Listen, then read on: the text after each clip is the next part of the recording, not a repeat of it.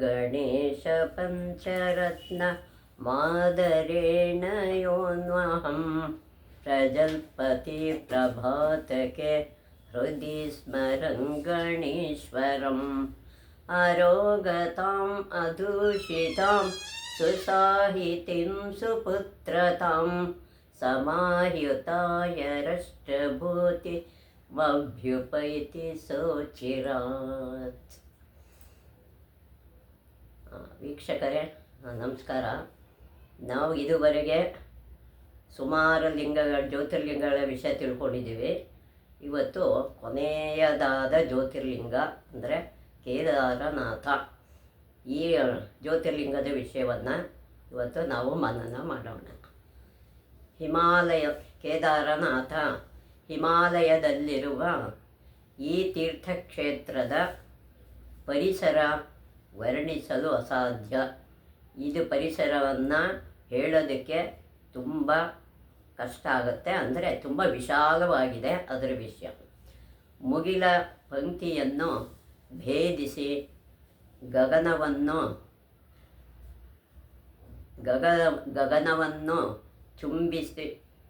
ಚುಂಬಿಸಿ ನಿಂತ ಶಿಖರಗಳು ತುಷಾರ ವೇಷಧಾರಿಗಳಾಗಿ ಅನಂತಾತ್ಮನ ನಿತ್ಯೋಪಾಸಕರಂತೆ ಗೋಚರಿಸುತ್ತವೆ. ಅಂದರೆ ಇದು ವರ್ಣನೆ ಹೇಗಿದೆ ಅಂದರೆ, ಮುಗಿಲೆತ್ತರಕ್ಕೆ ಆಕಾಶದ ಪಂಕ್ತಿಯನ್ನು ಕೂಡ ಭೇದಿಸಿ ಗಗನವನ್ನು ಅಂದರೆ ಆಕಾಶವನ್ನು ಚುಂಬಿಸಿ ನಿಂತ ಅಂದರೆ ಮುತ್ತಿಡೋ ರೀತಿಯಲ್ಲಿ ನಿಂತಿರತಕ್ಕಂಥ ಶಿಖರಗಳು ತುಷಾರವೇಷಧಾರಿಗಳಾಗಿ ಮಂಜಿನಿಂದ ಕೂಡಿದವುಗಳಾಗಿ ಅನಂತಾತ್ಮನ ಆ ದೇವರನ್ನೇ ನಿತ್ಯೋಪಾಸಕರಂತೆ ನಿತ್ಯ ಉಪಾಸನೆ ಮಾಡತಕ್ಕಂಥ ಗೋಚರವಾಗಿ ಎಲ್ಲರಿಗೂ ಕಾಣಿಸ್ತಾ ಇದೆ. ಅಟ್ಟಹಾಸದಿಂದ ಮೇಲೆದ್ದು ವಿಸ್ತರಿಸಿ ಕಾಲಗರ್ಭದಲ್ಲಿ ಪುನಃ ಮಾಯವಾದ ಅದೆಷ್ಟೋ ಚಕ್ರಾಧಿಪತ್ಯಗಳಿಗೆ ಇದು ಮೋಕಸಾಕ್ಷಿಯಾಗಿ ಈ ಪರ್ವತರಾಜೀಯ ನಿರ್ಜನತೆ ನಿರವತೆ ಭುವನ ಕೂಪದಲ್ಲಿ ಬೆಂದು ನೊಂದವರಿಗೆ ಔಷಧದಂತೆ ಇದೆ. ಇದು ಹೇಗಿದೆ ಅಂದರೆ ಈ ಒಂದು ಅಟ್ಟಹಾಸದಿಂದ ಮೇಲೆದ್ದು ಎಲ್ಲ ನಾನೇ ಮಾಡ್ತೀನಿ ಅನ್ನೋ ರೀತಿ ಇರತಕ್ಕಂಥ ಈ ಒಂದು ಪರ್ವತ ಶ್ರೇಣಿ ವಿಸ್ತರಿಸಿ ಕಾಲನಲ್ಲಿ ಇದು ಪುನಃ ಮಾಯವಾಗಿ ಎಷ್ಟೋ ವರ್ಷಗಳಲ್ಲಿ ಮಾಯ ಆಗಿದೆಯೇನೋ ಅನ್ನೋ ಹಾಗೆ ಅದೆಷ್ಟೋ ಚಕ್ರಾಧಿಪತ್ಯಗಳಿಗೆ ಚಕ್ರವರ್ತಿ ಸಾರ್ವಭೌಮರಿಗೆಲ್ಲ ಇದು ಮೂಕಸಾಕ್ಷಿಯಾಗಿ ನಿಂತಿದೆ. ಈ ಪರ್ವತ ರಾಜ್ಯದಲ್ಲಿ ಪರ್ವತ ಶ್ರೇಣಿಯಲ್ಲಿ ನಿರ್ಜನತೆ ಯಾರು ಇಲ್ಲದೆ ಇರೋ ಜಾಗ ಮೌನವಾಗಿ ಭುವನಕೂಪದಲ್ಲಿ ಅಂದರೆ ಭೂಮಿಯಲ್ಲಿ ಬೆಂದು ನೊಂದವರಿಗೆ ಇಲ್ಲಿ ಕಷ್ಟಪಟ್ಟು ಯಾವ ರೀತಿ ನೊಂದಿರ್ತಾರೆ ಅಂಥವರಿಗೆ ಇದು ಔಷಧಿ ರೂಪದಲ್ಲಿದೆ. ಎಲ್ಲೆಲ್ಲಿಯೂ ಭೂಮವಾದದ ಕಾಣುತ್ತದೆ. ಎಲ್ಲೆಲ್ಲೂ ಇದು ಹೊಗೆ ರೂಪದಲ್ಲಿ ಮಂಜನ ಕಲರವತೆ ಇಲ್ಲಿ ಕಾಣಬಹುದು. 60 ಅಥರ್ವವೇದದ 60 ಅಥರ್ವದ ಸೋಂಕಿಲ್ಲ. ಯಾವುದ ಒಂದು ಕೆಟ್ಟ ಗಾಳಿ ಇದಕ್ಕೆ ಸೋಕೋದಿಲ್ಲ. ಕೇದಾರನಾಥನನ್ನು ಒಳಗೊಂಡಿರುವ ಹಿಮಾಲಯದ ಭಾಗವನ್ನು ರುದ್ರ ಹಿಮಾಲಯ ಎಂದು ಕರೆಯುತ್ತಾರೆ. ಈ ಒಂದು ಪ್ರದೇಶವನ್ನು ಕೇದಾರನಾಥನ ಅದು ಒಳಗೊಂಡಿರ್ತಕ್ಕಂಥ ಹಿಮಾಲಯದ ಭಾಗವನ್ನು ಕೂಡ ರುದ್ರ ಹಿಮಾಲಯ ಎಂದು ಕರೀತಾರೆ. ಇದನ್ನು ಸುಮೇರು ಪರ್ವತ, ಪಂಚ ಪರ್ವತ ಎಂದು ಕರೆಯುತ್ತಾರೆ. ಇದನ್ನು ಸುಮೇರು ಪರ್ವತ ಅಂತ ಅಥವಾ ಪಂಚಪರ್ವತ ಅಂತ ಕರೆದಿದ್ದಾರೆ. ಈ ಪರ್ವತದಲ್ಲಿ ರುದ್ರ ಹಿಮಾಲಯ ಯಾವುದ್ಯಾವುದು ಅಂತ ಇದೆ.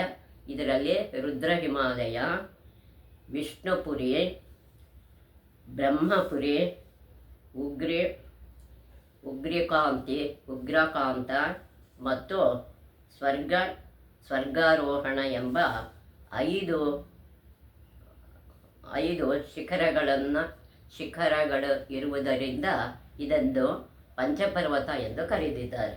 ಇಲ್ಲಿ ಯಾವುದ್ಯಾವುದಿದೆ ಅಂತ ಹೇಳಿದರೆ, ಈ ಪರ್ವತದಲ್ಲಿ ರುದ್ರ ಹಿಮಾಲಯ ಮತ್ತು ವಿಷ್ಣುಪುರಿ, ಬ್ರಹ್ಮಪುರಿ, ಉಗ್ರಕಾಂತಿ ಮತ್ತು ಸ್ವರ್ಗಾರೋಹಣ ಅನ್ನೋ 5 ಶಿಖರಗಳಿರೋದ್ರಿಂದ ಇದನ್ನು ಪಂಚಶಿಖರಗಳು ಅಂತ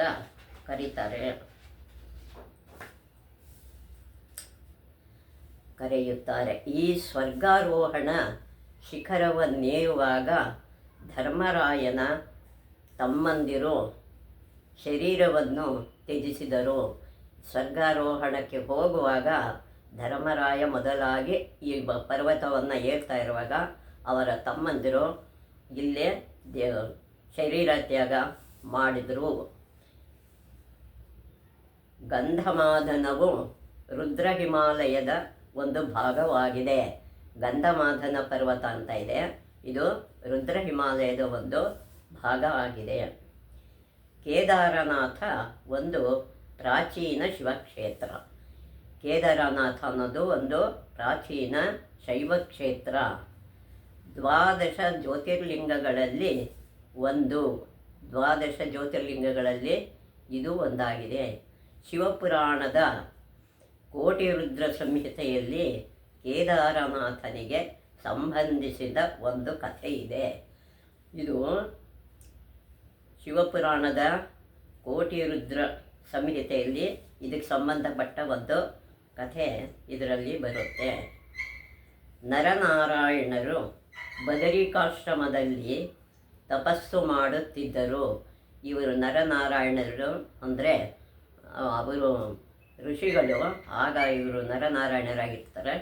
ಅದೇ ಕೃಷ್ಣ ಮತ್ತು ಅರ್ಜುನರೇ ನರನಾರಾಯಣರಾಗಿ ಬದರಿಕಾಶ್ರಮದಲ್ಲಿ ತಪಸ್ಸು ಮಾಡ್ತಾ ಇರ್ತಾರೆ. ಅಲ್ಲಿ ಅವರು ಶಿವನ ಪಾರ್ಥಿವ ಲಿಂಗವನ್ನು ಪೂಜಿಸುತ್ತಿದ್ದರು. ಅಂದರೆ ಮಣ್ಣಲ್ಲಿ ಲಿಂಗ ಮಾಡಿ ಪೂಜೆ ಮಾಡ್ತಾ ಇರ್ತಾರೆ. ಈ ತಪಸ್ಸನ್ನು ಮೆಚ್ಚಿ ಶಿವನು ಪ್ರತ್ಯಕ್ಷನಾದ. ಇವರಿಬ್ಬರ ತಪಸ್ಸಿಗೆ ಮೆಚ್ಚಿ ಶಿವ ಪ್ರತ್ಯಕ್ಷ ಆಗ್ತಾನೆ. ಆಗ ನರನಾರಾಯಣರು ಶಂಕರನು ಜ್ಯೋತಿರ್ಲಿಂಗದ ರೂಪದಲ್ಲಿ ಕೇದಾರದಲ್ಲಿ ನೆಲೆಸಬೇಕೆಂದು ಪ್ರಾರ್ಥಿಸಿದರು. ಇವರಿಬ್ಬರು ನೀನು ಇಲ್ಲೇ ಜ್ಯೋತಿರ್ಲಿಂಗ ರೂಪದಲ್ಲಿ ಇಲ್ಲೇ ನೆಲೆಸಬೇಕು ಅಂತ ಅವರು ಕೇಳ್ಕೊತಾರೆ. ಕೇದಾರದಲ್ಲಿ ನೆಲೆಸಬೇಕೆಂದು ಪ್ರಾರ್ಥಿಸಿದರು. ಅವರ ಇಚ್ಛೆಯಂತೆ ಶಿವನು ಜ್ಯೋತಿರ್ಲಿಂಗದ ರೂಪದಲ್ಲಿ ಕೇದಾರನಾಥನೆಂಬ ಅಭಿಧಾನದೊಂದಿಗೆ ಈ ಕ್ಷೇತ್ರದಲ್ಲಿ ನಿಂತು ಭಕ್ತರನ್ನು ಹರಸುತ್ತಿದ್ದಾನೆ. ಅವರ ಬೇಡಿಕೆಯಂತೆ ಇಲ್ಲಿ ನೆಲೆಸ್ತಾನೆ. ಬಂದ ಭಕ್ತರನ್ನೆಲ್ಲ ಆಶೀರ್ವಾದ ಮಾಡ್ತಾ ಇರ್ತಾನೆ, ಹರಸುತ್ತಿದ್ದಾನೆ. ಕುರುಕ್ಷೇತ್ರ ಯುದ್ಧದಲ್ಲಿ ಉಂಟಾದ ಸಾವು ನೋವುಗಳಿಂದ ಪಾಂಡವರು ದುಃಖಿತರಾಗಿದ್ದರು. ಇವರು ಕುರುಕ್ಷೇತ್ರದಲ್ಲಿ ಯುದ್ಧ ನಡೆಯುತ್ತೆ.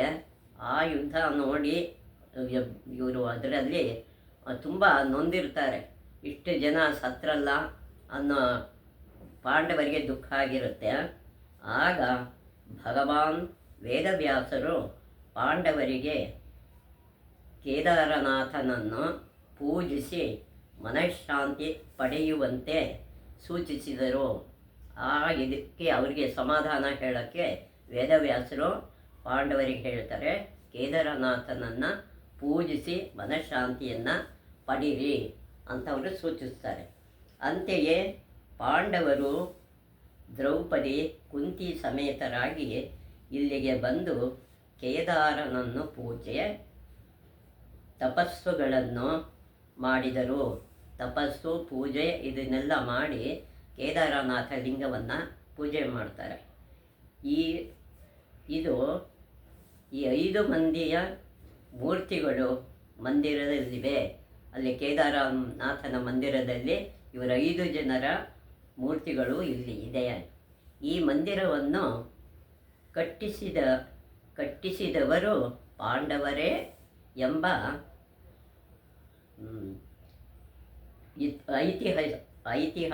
ಐತಿಹ್ಯವಿದೆ.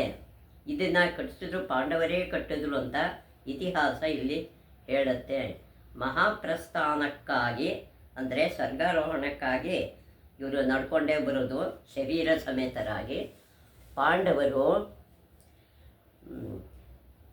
ಪಾಂಡವರು ಬಂದಾಗ ಅವರನ್ನು ಕಂಡ ಶಿವನು ಇವರಿಗೆ ದರ್ಶನ ಕೊಡ್ತಾನೆ. ಶಿವ ಅಲ್ಲಿಗೆ ಬರುವಾಗ ಮಹಿಷ ರೂಪದಲ್ಲಿ ಓಡತೊಡಗಿದನಂತೆ. ಶಿವ ಈ ಪಾಂಡವರನ್ನ ನೋಡಿ ಓಡಕ್ಕೆ ಶುರು ಮಾಡ್ತಾನೆ ಕೋಣನ ರೂಪದಲ್ಲಿ. ಶಿವನು ಈ ರೂಪದಲ್ಲಿ ಓಡುತ್ತಿರುವುದನ್ನು ಅರಿತ ಪಾಂಡವರು ಅವನನ್ನು ಹಿಡಿಯಲೆತ್ನಿಸಿದಾಗ ಮಹಿಷನು ನೆಲದೊಳಗೆ ಯತ್ನಿಸಿತು. ಆ ಮಹಿಷ ಏನು ಮಾಡುತ್ತೆ, ಆ ಕೋಣ ಓಡ್ತಾ ಇರುತ್ತೆ, ಅದನ್ನು ಹಿಡಿಬೇಕು ಅಂತ ಪಾಂಡವರು ಅವನನ್ನು ಓಡಿಸ್ಕೊಂಡು ಪ್ರಯತ್ನ ಮಾಡ್ತಾ ಇದ್ದಾಗ ಅದೇನು ಮಾಡುತ್ತೆ, ಆ ನೆಲದೊಳಗೆ ನುಗ್ಗೋದಕ್ಕೆ ಪ್ರಯತ್ನ ಮಾಡುತ್ತೆ. ಭೀಮನ ಹಿಡಿತದಿಂದಾಗಿ ಅವನ ಪೃಷ್ಠಭಾಗವು ಅಂದರೆ ಅವನ ಬಾಲದ ಭಾಗ ಕೇದಾರದಲ್ಲಿ ಉಳಿಯಿತು. ಆ ಬಾಲಭಾಗ ಮಾತ್ರ ಇಲ್ಲಿ ಕೇದಾರದಲ್ಲಿ ಉಳ್ಕೊಂಡಿದೆ. ಈ ರೀತಿ ಭೂಪ್ರವೇಶ ಮಾಡಿದ ಶಿವನು 5 ಕಡೆಗಳಲ್ಲಿ ಗೋಚರವಾದನು. ಇಲ್ಲಿ ಬಾಲದ ಭಾಗ ಮಾತ್ರ ಉಳಿಯಿತು. ಈ ರೀತಿ ಭೂಪ್ರವೇಶ ಮಾಡಿದಾಗ 5 ಭಾಗಗಳಾಗತ್ತೆ. 5 ಕಡೆಯಲ್ಲಿ ಅವನು ಕಾಣಿಸ್ಕೊಳ್ತಾನೆ. ಅವನ ಪೃಷ್ಠಭಾಗವು ಕೇದಾರದಲ್ಲಿ ಅಂದರೆ ಬಾಲ ಇರ್ತಕ್ಕಂಥ ಭಾಗ ಕೇದಾರದಲ್ಲಿ, ಬಾಹುಗಳು ತುಂಗಾ ನದಿಯಲ್ಲಿ ಅಂದರೆ ಅವನ ಭುಜ ಪ್ರದೇಶ ತುಂಗಾ ನದಿಯಲ್ಲಿ, ಮುಖವು ರುದ್ರನಾಥದಲ್ಲಿ, ರುದ್ರನಾಥ ಅಂತ ಒಂದು ಕ್ಷೇತ್ರ ಇದೆ ಅಲ್ಲಿ, ನಾಭಿಯು ಮಧ್ಯೇಶ್ವರದಲ್ಲಿ, ಮಧ್ಯೇಶ್ವರ ಅನ್ನೋ ಒಂದು ಪ್ರದೇಶ ಇದೆ, ಅದು ಕಾಣಿಸ್ಕೊಡುತ್ತೆ. ಜಟೆಯು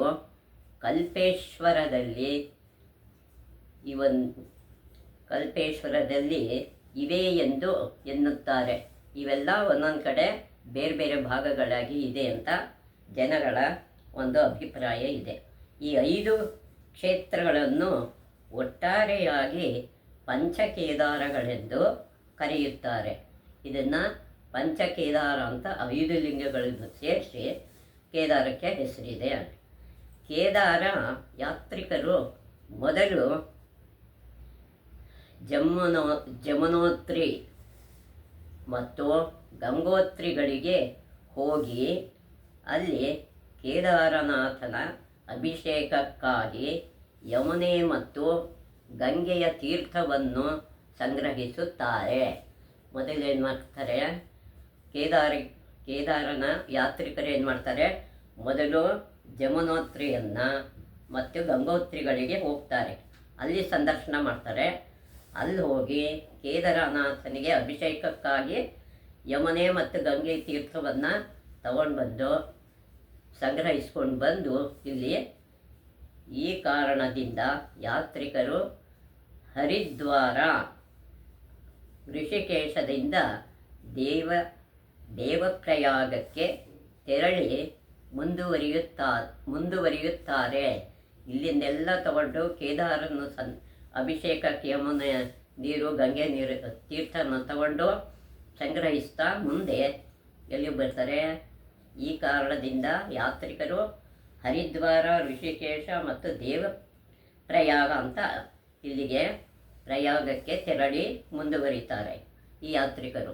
ಯಮುನೋತ್ರಿಯ ಬಳಿ ಉತ್ತರ ಕಾಶಿಯನ್ನು, ಯಮುನೋತ್ತರ ಬಳಿ ಉತ್ತರ ಕಾಶಿಯನ್ನು ಸಂದರ್ಶಿಸಿ ಉತ್ತರ ಕಾಶಿನ ಸಂದರ್ಶನ ಮಾಡ್ತಾರೆ.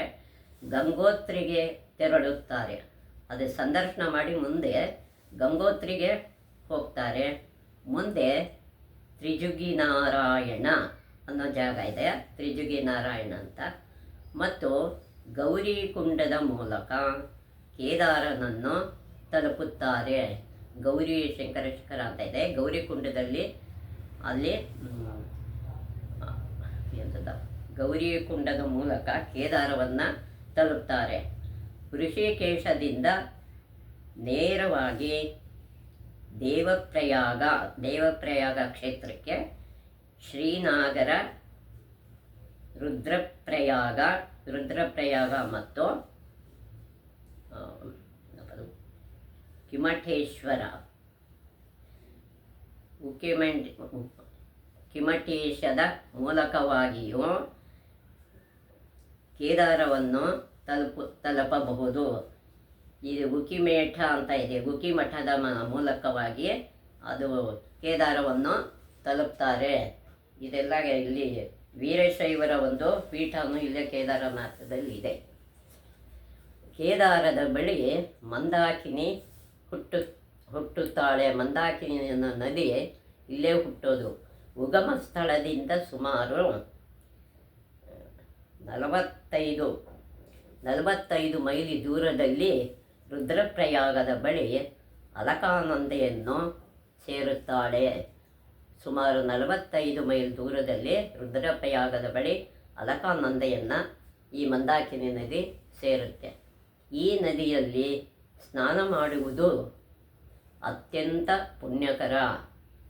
ಇದರಲ್ಲಿ ಸ್ನಾನ ಮಾಡಿದರೆ ತುಂಬ ಪುಣ್ಯ ಫಲ ಸಿಗುತ್ತೆ.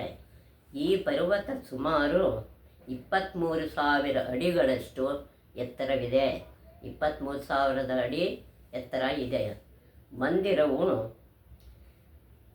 11,780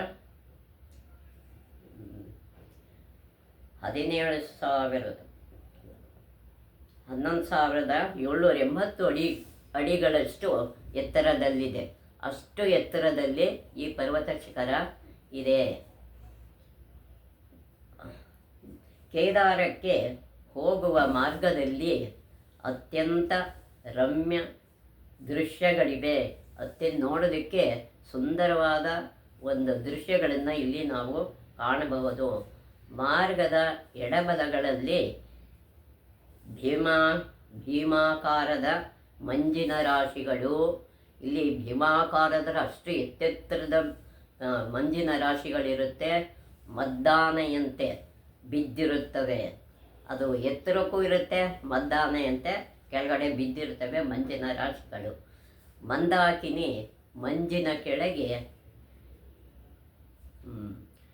100-200 ಅಡಿ ಹರಿದು ಮೇಲೆ ಬರುತ್ತಾಳೆ. ಆ 100-200 ಅಡಿ ಹರಿದು ಮೇಲಕ್ಕೆ ಅವಳು ಬರ್ತಾಳೆ ಮಂದಾಕಿನಿ. ಅನೇಕ ಗಿರಿ ಶಿಖರಗಳು ಬೆಟ್ಟಗಳಿಂದ ಧುಮುಕುತ್ತಿರುತ್ತವೆ. ಅನೇಕ ಗಿರಿಝರಿಗಳು ಬೆಟ್ಟದಿಂದ ಕೆಳಗೆ ಧುಮುಕ್ತಾ ಇರ್ತವೆ. ಸಣ್ಣ ಝರಿಗಳು ನರ್ತಿಸುತ್ತಾ ಮಂದಾಕಿನಿಯಲ್ಲಿ ಒಂದಾಗುವು. ಸಣ್ಣ ತೊರೆಗಳು ಮಂದಾಕಿನಿ ನದಿಯನ್ನು ಸೇರಿಕೊಳ್ಳುತ್ತವೆ. ಕೆಲವು ಹಿಮ ಆಕಾರದ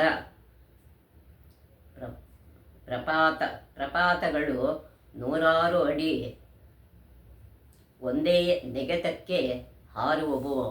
ಆ ದೃಶ್ಯಗಳು ಕಣ್ಣಿಗೆ ನೋಡೋಕ್ಕೆ ತುಂಬ ಅದೃಷ್ಟವಾಗಿರುತ್ತೆ. ಭೀಮಾಕಾರದ ಪ್ರಪಾತಗಳು ಕೂಡ 100 ಅಡಿ ಎತ್ತರದಿಂದ ಕೆಳಗೆ ಒಂದೇ ನೆಗೆತಕ್ಕೆ ಹಾರ್ತಾವಂತೆ. ನೀರಿನ ಪ್ರಮಾಣ ರಭಸ ನೋಡಿದರೆ ಶಿವನ ತಾಂಡವ ನೃತ್ಯದ ನೆನಪಾಗುತ್ತದೆ. ಶಿವನೇ ಇಲ್ಲಿ ಬಂದು ನರ್ತನ ಮಾಡುತ್ತಿದ್ದಾನೇನೋ ಅನ್ನೋ ಭಾವನೆ ಅವರಿಗೆ ಬರುತ್ತೆ. ಹಿಮಾಚ್ಛಾದಿತ ಶಿಖರಗಳ ನಡುವೆ, ಈ ಹಿಮಗಡ್ಡೆಗಳ ನಡುವೆ ಇರತಕ್ಕಂಥ ಕೇದಾರನಾಥ ಮಂದಿರದ ಶಿಖರವನ್ನು ಕಂಡಾಗ ಭಕ್ತರಲ್ಲಿ ವಿದ್ಯುತ್ ಸಂಚಾರವಾಗುತ್ತದೆ. ಅದೇನು ಭಕ್ತಿ ಅವರಲ್ಲಿ ಬರುತ್ತೆ ಅಂದರೆ, ಏನೋ ಒಂದು ವಿದ್ಯುತ್ತೇ ನಮ್ಮ ಶರೀರದಲ್ಲಿ ಬಂತೇನೋ ಅನ್ನೋ ಆನಂದ ಅವರಲ್ಲಿ ಭಕ್ತರಿಗೆ ಬರುತ್ತದೆ.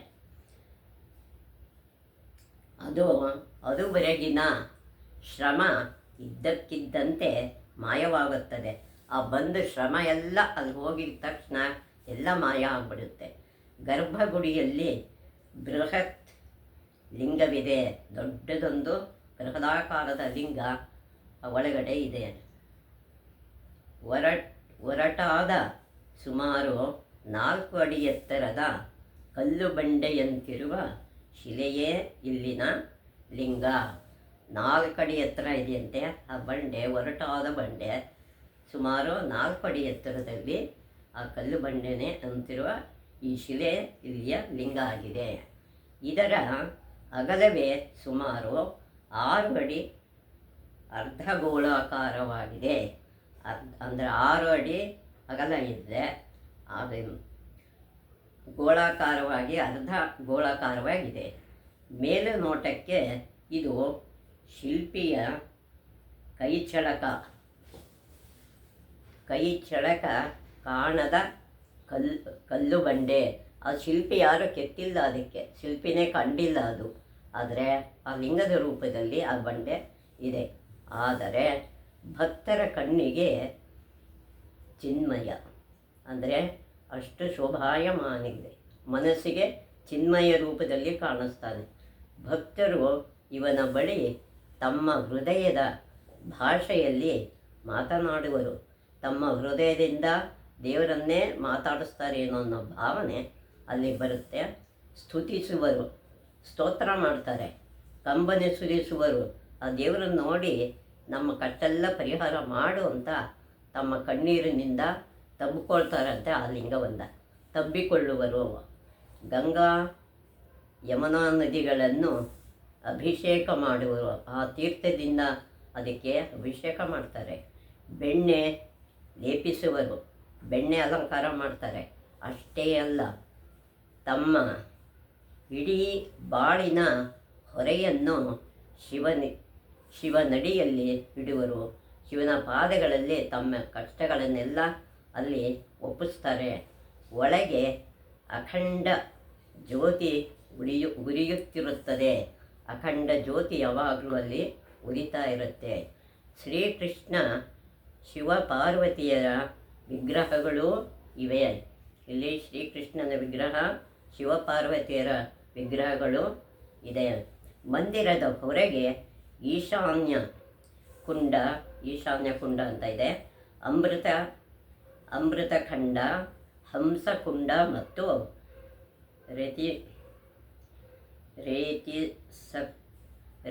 ರೇವತಿ ಕುಂಡಗಳೆಂಬ ತೀರ್ಥಗಳಿವೆ. ಇಲ್ಲಿ ಅಮೃತ ಕುಂಡನೂ ಇದೆ, ಹಂಸಕುಂಡ ಮತ್ತು ರೇತಸ ಕುಂಡಗಳು ಇಲ್ಲಿ ತೀರ್ಥಗಳಾಗಿ ಇದೆ. ತನ್ನ ಶ್ರೇಷ್ಠತೆಯಿಂದಾಗಿ ಈ ಕ್ಷೇತ್ರವು ಅನಾದಿ ಕಾಲದಿಂದಲೂ ಯಾತ್ರಿಕರನ್ನು ಆಕರ್ಷಿಸುತ್ತಿದೆ. ಇದು ಪೂರ್ವಕಾಲದಿಂದಲೂ ಭಕ್ತರನ್ನು ಇದು ಆಕರ್ಷಿಸ್ತಾನೇ ಇದೆ ಈ ಕೇದಾರ ಮಂದಿರ. ಮಹಾಭಾರತದ ಪ್ರಕಾರ ಪಾಂಡವರು ಇಲ್ಲಿಗೆ ಅನೇಕ ಬಾರಿ ಬಂದಿದ್ದಾರೆ. ಅರ್ಜುನನು ಇಲ್ಲಿ ತಪಸ್ಸನ್ನಾಚರಿಸಿ ಪರಮೇಶ್ವರನಿಂದ ಪಾಶುಪತಾಸ್ತ್ರವನ್ನು ಇಲ್ಲಿಯೇ ಪಡೆದದ್ದು. ಇದೇ ಕೇದಾರದಲ್ಲಿ ತಪಸ್ ಮಾಡಿ ಅರ್ಜುನ ಈಶ್ವರದಿಂದ ಪಾಶುಪತಾಸ್ತ್ರವನ್ನು ಪಡೀತಾನೆ. ಅರ್ಜುನನು ಬರುವುದು ತಡವಾದಾಗ ಅವನನ್ನು ಹುಡುಕಿಕೊಂಡು ಉಳಿದ ಪಾಂಡವರು ಇಲ್ಲಿಗೆ ಬಂದಿದ್ದರು. ಇವನು ಬರೋದು ತುಂಬ ವರ್ಷಗಳಾಗ್ಬಿಡುತ್ತೆ. ಇವನನ್ನು ಹುಡುಕೊಂಡು ಉಳಿದವರೆಲ್ಲ ಈ ಪರ್ವತ ಪ್ರದೇಶಕ್ಕೆ ಬರ್ತಾರೆ. ಈ ಪ್ರದೇಶದಲ್ಲಿ ದ್ರೌಪದಿಯು ಸೌಗಂಧಿಕಾ ಪುಷ್ಪದ ಪರಿಮಳದಿಂದ ಆಕರ್ಷಿತಳಾದಳು. ಎಲ್ಲಿಂದಲೋ ಒಂದು ಸುವಾಸನೆ ಬರ್ತಿರುತ್ತೆ ಹೂವಿಂದು. ಅದನ್ನು ನೋಡಿ ಇವಳಿಗೆ ಆಕರ್ಷಣೆ ಆಗುತ್ತೆ. ಅದನ್ನು ಭೀಮಸೇನನು ಅವಳ ಆಸೆ ಪೂರೈಸಿದಳು.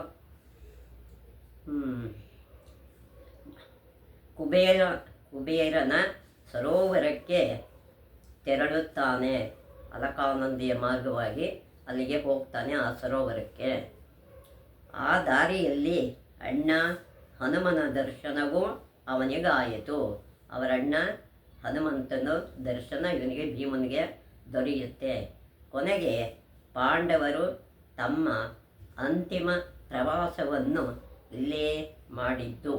ಅಂತಿಮ ಪ್ರವಾಸ ಕೂಡ ಈ ಪರ್ವತದಲ್ಲೇ ಅವರು ಶರೀರ ತ್ಯಾಗ ಮಾಡ್ತಾರೆ.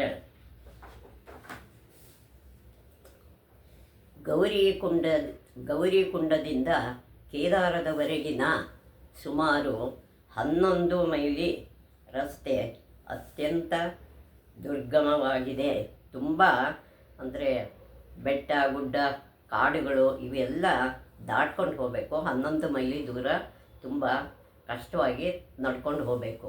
ಆದರೆ ಸುತ್ತಲ ಪ್ರಕೃತಿ ಶ್ರಮವನ್ನು ಮರೆಸುತ್ತದೆ. ಆ ರಮ್ಯ ನೋಡಿದಾಗ ಎಲ್ಲ ಶ್ರಮನೂ ಮರೆತು ಹೋಗುತ್ತೆ.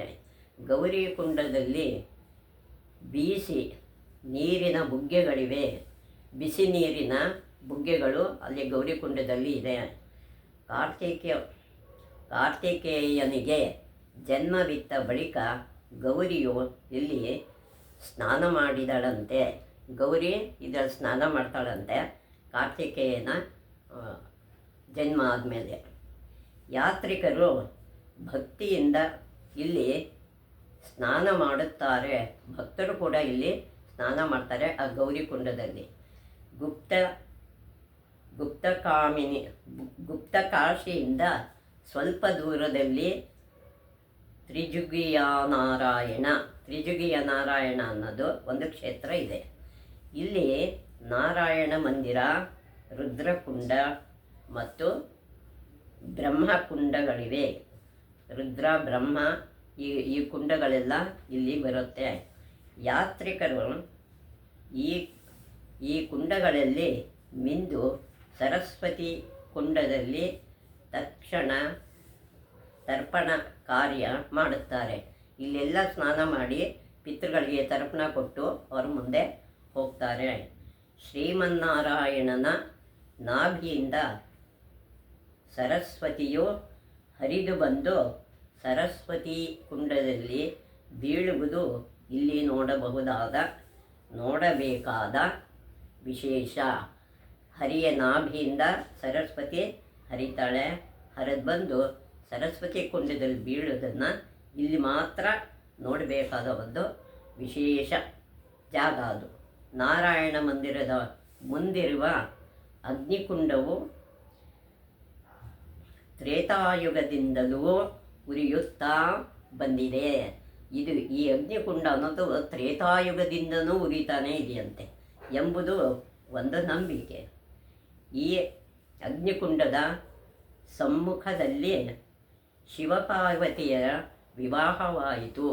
ಇದೇ ಅಗ್ನಿಕುಂಡ ಸಮ್ಮುಖದಲ್ಲಿ ಶಿವಪಾರ್ವತಿಯರ ವಿವಾಹನೂ ಇಲ್ಲೇ ಆಗಿದ್ದು. ಈ ಪಾವನ ಕುಂಡಕ್ಕೆ ಯಾತ್ರಿಕರು ತುಪ್ಪವನ್ನು ಸುರಿಯುತ್ತಾರೆ. ತಮ್ಮ ಭಕ್ತಿಯಿಂದ ಇಲ್ಲಿ ತುಪ್ಪನ ಅಗ್ನಿಗೆ ಸಮರ್ಪಣೆ ಮಾಡ್ತಾರೆ. ಚಳಿಗಾಲದಲ್ಲಿ ಕೇದಾರವು ಪೂರ್ಣವಾಗಿ ಹಿಮಾವೃತವಾಗಿರುತ್ತದೆ. ಪೂರ್ತಿ ಹಿಮ, ಅಲ್ಲಿ ಕಾಲಿಡಕ್ಕೂ ಆಗಲ್ಲ, ಅಷ್ಟೊಂದು ಹಿಮ ಇರುತ್ತೆ ಕೇದಾರದಲ್ಲಿ. ವೈಶಾಖದಲ್ಲಿ ಸೂರ್ಯನು ಮೇಷರಾಶಿಯನ್ನು ಪ್ರವೇಶಿಸುವಾಗ, ವೈಶಾಖ ಮಾಸದಲ್ಲಿ ಸೂರ್ಯ ಏನು ಮಾಡ್ತಾನೆ, ಮೇಷರಾಶಿಗೆ ಬಂದಾಗ ಈ ಮಂದಿರವನ್ನು ತೆರೆಯಲಾಗುತ್ತದೆ.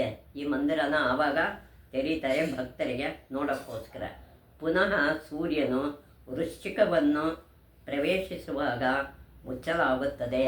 ವೃಶ್ಚಿಕ ರಾಶಿಗೆ ಸೂರ್ಯ ಹೋದಾಗ ಈ ದೇವಸ್ಥಾನವನ್ನು ಮುಚ್ಚುತ್ತಾರೆ. ಈ ಅವಧಿಯಲ್ಲಿ ಕದಿರಾದರ ಅರ್ಚಕರು, ಕೇದಾರದ ಅರ್ಚಕರು ಏನು ಮಾಡ್ತಾರೆ, ಉಕ್ಕಿ ಮಠಕ್ಕೆ ತೆರಳಿ, ಉಕ್ಕಿ ಮಠ ಅಂತ ಒಂದು ಮಠ ಇದೆ, ಅದಕ್ಕೆ ಹೋಗಿ ಅಲ್ಲಿಯೇ ಕೇದಾರನ ಪೂಜೆಯನ್ನು ಮುಂದುವರಿಸುತ್ತಾರೆ. ಅಲ್ಲೇ ಅವರು ಮುಂದೆ ಪೂಜೆನ ಅಲ್ಲೇ ಮಾಡ್ತಾರೆ. ಹರಿದ್ವಾರದ ಕುಂಭಮೇಳದ ಅವಧಿಯಲ್ಲಿ ಕೇದಾರ ಮತ್ತು ಬದರಿ ಯಾತ್ರೆಗಳಿಗೆ ಹೆಚ್ಚಿನ ಮಹತ್ವವಿದೆ. ಕೇದಾರ ಮತ್ತು ಬದರಿಕಾಶ್ರಮದ ಯಾತ್ರಿಕರಿಗೆ ತುಂಬ ಮಹತ್ವ ಇದೆ. ಇದೇ ರೀತಿ ಅರ್ಧ ಕುಂಭಮೇಳದ ಸಮಯದಲ್ಲಿ ಯಾತ್ರಿಕರು ಕೇದಾರ ಬದರಿ ಯಾತ್ರೆಯನ್ನು ಮುಗಿಸಿಯೇ ಹಿಂದಿರುಗುತ್ತಾರೆ. ಕೇದಾರ ಬದರಿ ಅದು ಎರಡು ಒಟ್ಟೊಟ್ಟಿಗೆ ಇರೋದ್ರಿಂದ ಎರಡು ಯಾತ್ರೆಯನ್ನು ಮುಗಿಸಿ ಅವರು ಹಿಂದಿರುಗ್ತಾರೆ. ಕೇದಾರನಾಥನ ದರ್ಶನ ಮಾಡದೆ ಬದರಿ ಯಾತ್ರೆ ಪೂರ್ಣವಾಗುವುದಿಲ್ಲ. ಕೇದಾರ ಯಾತ್ರೆ ಮುಗಿಸಿ ಬದರಿಗೆ ಹೋದರೆ ಅವ್ರಿಗೆ ಪೂರ್ಣ ಫಲ ಸಿಗುತ್ತೆ, ಇಲ್ಲಿ ಆದರೆ ಇಲ್ಲ. ಶ್ರೀ ಶಂಕರ ಭಗವತ್ಪಾದರು ನಿರ್ವಾಣರಾದದ್ದು ಕೇದಾರದಲ್ಲಿಯೇ. ಇಲ್ಲಿ ಶಂಕರಾಚಾರ್ಯರು ದೇಹನ ಸಮಾಧಿಯಾಗಿದ್ದು ಇಲ್ಲೇನೆ. ಕೇದಾರನಾಥ ದೇವಾಲಯಕ್ಕೆ ಎರಡು ಫರ್ಲಾಂಗ್ ದೂರದಲ್ಲಿ ಅವರ ಸಮಾಧಿ ಮಂದಿರವಿದೆ. ಕೇದಾರ ಮಂದಿರಕ್ಕಿಂತ ಮುಂದೆ 2 ಫರ್ಲಾಂಗ್ ದೂರದಲ್ಲಿ ಅವರ ಸಮಾಧಿ ಇದೆ. ಅವರು ಜನಿಸಿದ್ದು ಕೇರಳದ ಕಾಲಟಿಯಲ್ಲಿ. 32 ವರ್ಷಗಳಲ್ಲಿ ಪ್ರಸ್ಥಾನ ಯಾತ್ರೆಗಳಿಗೆ ಭಾಷ್ಯ ಬರೆದು ಅದ್ವೈತವನ್ನು ಪ್ರತಿಪಾದಿಸಿ ಪ್ರಸಿದ್ಧ ವಿದ್ವಾಂಸರೊಂದಿಗೆ ವ್ಯಾಖ್ಯಾರ್ಥ ನಡೆಸಿ ಇಡೀ ಭರತಖಂಡವನ್ನು ಸಂಚರಿಸಿ ಹಲವು ಕಡೆ ಮಠಗಳನ್ನು ಸ್ಥಾಪಿಸಿ ಹಲವು ಮಂದಿರಗಳನ್ನು ಜೀರ್ಣೋದ್ಧಾರ ಮಾಡಿಸಿ ಕೇದಾರದಲ್ಲಿ ಶರೀರವನ್ನು ತೊರೆದರು. ಎಷ್ಟೊಂದು ಕೆಲಸ ಮಾಡಿದ್ದಾರೆ. 32 ವರ್ಷಗಳಲ್ಲಿ ಪ್ರಸ್ಥಾನ ಯಾತ್ರೆ ಮಾಡ್ತಾರೆ, ಅಲ್ಲಿ ಭಾಷ್ಯ ಬರೀತಾರೆ, ಅದ್ವೈತವನ್ನು ಪ್ರತಿಪಾದಿಸಿ ಪ್ರಸಿದ್ಧರಾಗ್ತಾರೆ. ಪ್ರಸಿದ್ಧ ವಿದ್ವಾಂಸರ ಜೊತೆಯಲ್ಲಿ ವ್ಯಾಖ್ಯಾರ್ಥ ಎಲ್ಲವನ್ನು ನಡೆಸಿ ಇಡೀ ಭರತಖಂಡವನ್ನು ಸಂಚರಿಸ್ತಾರೆ. ಹಲವು ಕಡೆ ಮಠಗಳನ್ನು ಸ್ಥಾಪನೆ ಮಾಡ್ತಾರೆ, ಹಲವು ಮಂದಿರಗಳನ್ನು ಜೀರ್ಣೋದ್ಧಾರ ಮಾಡಿಸ್ತಾರೆ. ಹಾಗೆಯೇ ಕೇದಾರದಲ್ಲಿ ಇವರು ತಮ್ಮ ಶರೀರವನ್ನು ಬಿಡ್ತಾರೆ, ಸಮಾಧಿ ಆಗ್ತಾರೆ. ಪಾಂಡಿತ್ಯದ ಪರಾಕಾಷ್ಠತೆಯನ್ನು ಮುಟ್ಟಿದ್ದ ಶಂಕರರು ಹಿಮಗಿರಿಯ ಮಡಿಲಲ್ಲಿ ಶಿವನ ಸನ್ನಿಧಿಯಲ್ಲಿ ಶಿವೈಕ್ಯರಾದರೂ ಶಿವನ್ನೇ ಸೇರಿಕೊಳ್ತಾರೆ. ಈ ಪವಿತ್ರ ಕ್ಷೇತ್ರ ಶ್ರೀ ಶಂಕರಾಚಾರ್ಯರಿಂದ ಪವಿತ್ರ ಕ್ಷೇತ್ರವಾಯಿತು. ಶ್ರೀ ಶಂಕರರಿಂದ ಇದು ಪವಿತ್ರ ಕ್ಷೇತ್ರ ಆಗಿದೆ. ಸುರಗುರು ಸುರವರ ಪೂಜಿತಲಿಂಗಂ ಸುರವನ ಪುಷ್ಪ ಸದಾಚಿತಲಿಂಗಂ ಪರಾತ್ಪರಂ ಪರಮಾತ್ಮಕಲಿಂಗಂ ತತ್ಪ್ರಣಮಾಮಿ ಸದಾ ಶಿವಲಿಂಗಂ.